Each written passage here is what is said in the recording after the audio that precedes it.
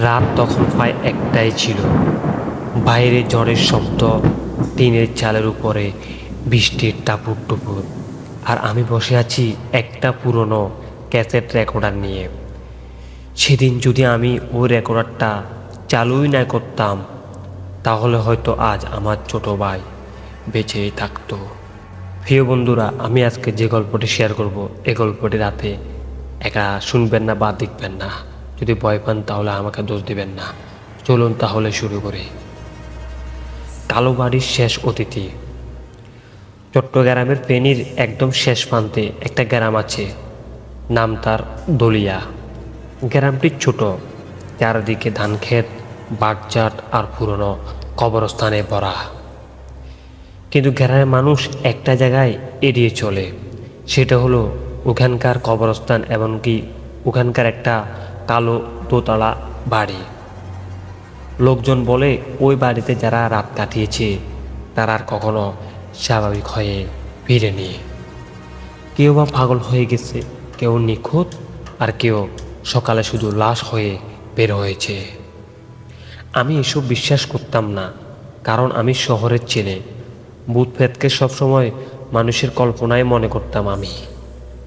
কিন্তু 2021 সালে সেই বর্ষা রাতে আমি বুঝেছিলাম কিছু জিনিস সত্যি মানুষের বোঝার বাইরে। আমি আর আমার ছোট ভাই রাহাত গিয়েছিলাম গ্রামের বাড়িতে। নানু মারা যাওয়ার পর বাড়িটা ফাঁকা হয়ে পড়েছিল। সন্ধ্যার দিকে আমি চায়ের দোকানে বসে গল্প করেছিলাম। হঠাৎ এক বৃদ্ধ আমাদের জিজ্ঞেস করলো, তোমরা কি শহর থেকে এসেছ? উত্তরে আমরা বললাম, হ্যাঁ, আমরা শহর থেকে এসেছি। কেন? বৃদ্ধটা কয়েক সেকেন্ড চুপ থেকে বলল, কালো বাড়ির কাছে যেও না বাছাধন। রাহাত হেসে বলল, ওখানে ভূত আছে নাকি? আমার ভাই এসব ভূত পেতে একদমই সে বিশ্বাস করতো না। তাই সে বৃদ্ধ লোকটাকে আমার ভাই বারবার জিজ্ঞেস করতেছিল, ওখানে কি কিছু আছে?